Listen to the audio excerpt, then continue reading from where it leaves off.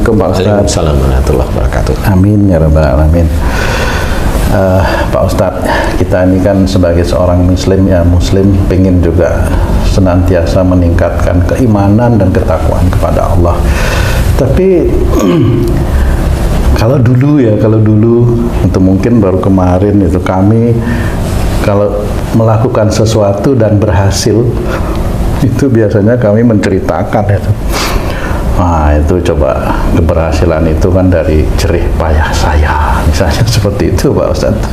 Apapun itu, kadang-kadang membangun misalnya suatu proyek, suatu gedung, kita bilang kok saya itu suka juga begitu tuh Pak Ustadz. Wah itu gedung itu kalau enggak ada saya enggak bisa. Bahkan di rumah tangga keberhasilan seorang anak itu atas didikan siapa? Wah, orang tua. Jadi semua nikmat di aku. Boleh nggak seperti itu Pak Ustadz? Ya. Bismillahirrahmanirrahim. Assalamualaikum warahmatullahi wabarakatuh. Waalaikumsalam warahmatullahi wabarakatuh. Amin ya rabbal alamin. Ya. Ya itu ya jangan diaku toh ya, kan di dalam Quran sudah dijelaskan bahwa kamu mengerjakan sesuatu, mendapatkan nikmat sesuatu yang bukan dari apa yang kamu kerjakan sendiri, kan sudah dijelaskan. Jadi sebenarnya orang-orang itu tidak paham bahwa sesuatu yang berhasil, sesuatu yang dia inginkan itu berhasil, sesuatu yang dia inginkan tercapai itu sebenarnya bukan dari dia sendiri. Bukan dari dia sendiri itu di mana?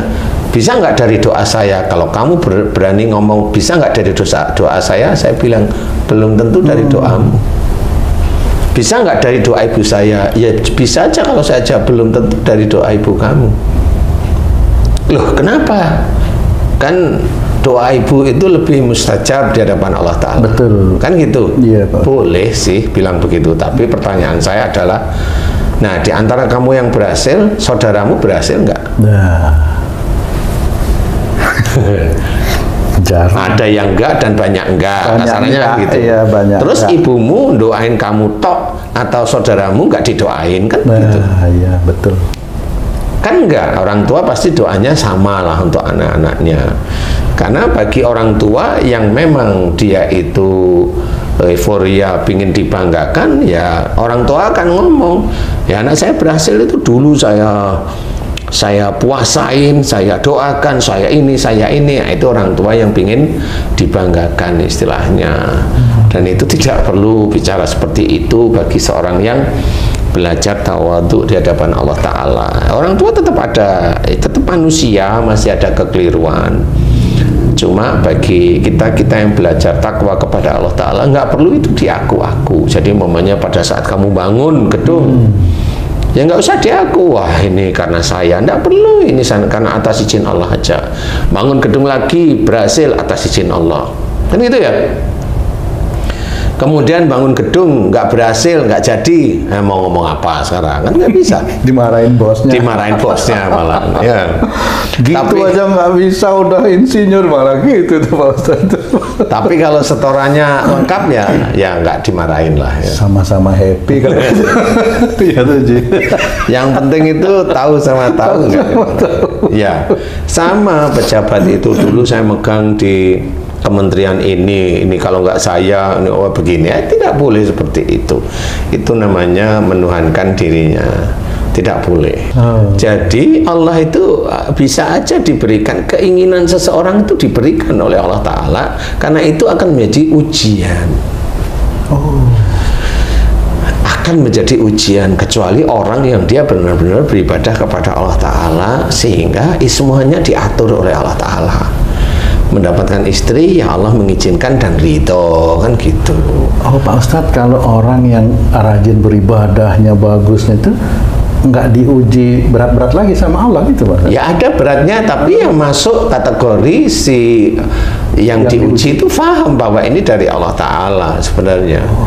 Jadi ada hal karena memang imannya dia diuji karena oleh Allah Ta'ala, tapi ada hal ujian itu dari apa? Dari kesalahannya, dari dosa-dosanya, itu dikasih ujian oleh Allah Ta'ala. ujian dari Allah Ta'ala itu meliputi banyak hal. Jadi tidak hanya dengan masalah suami dan istri, tidak. Nanti punya anak ya di anak, nanti sekolah anak ya sekolah anak, nanti pekerjaan anak pekerjaan anak, nanti anak nikah ya dengan menantu plus dengan besan, kan seperti itu ujian itu. Belum dengan tetangga, kan seperti itu. Jadi yang harus kita ketahui adalah bahwa semua yang kita lakukan dan berhasil itu satu, itu Allah aja. Jangan kita itu punya pikiran bahwa oh dari doa saya, tidak perlu.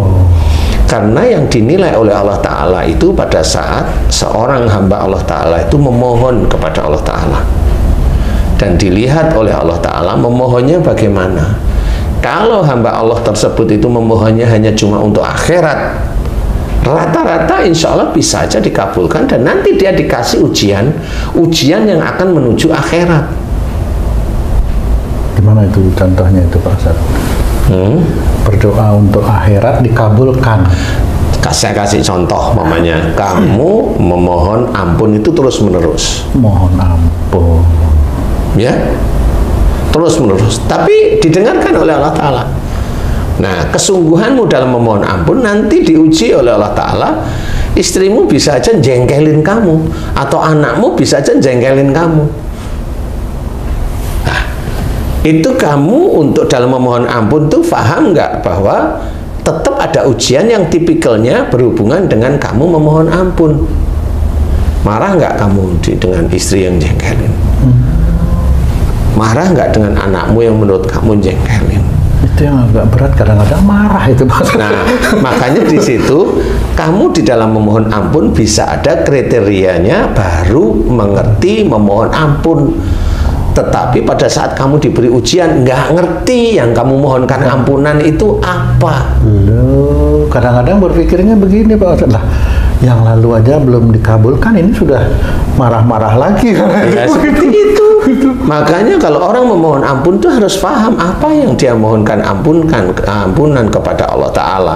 Kalau dia hanya cuma istighfar biasa, ya biasa. Pada saat ada ujian yang lain, marahlah dia, kan gitu, karena nggak ngerti. Tapi kalau dia sudah mulai merenung, kok saya hobinya marah ya? Kok saya kok keras ya? Kok saya kok gampang emosi? Kok saya pikiran saya suudzon?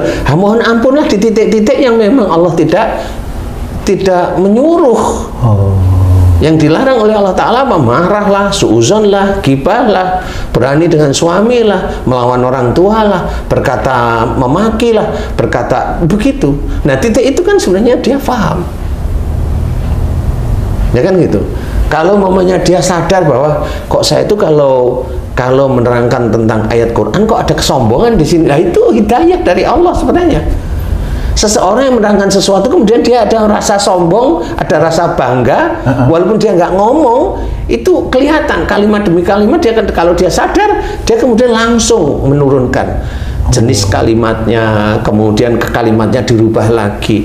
Itu hidayah dari Allah Ta'ala.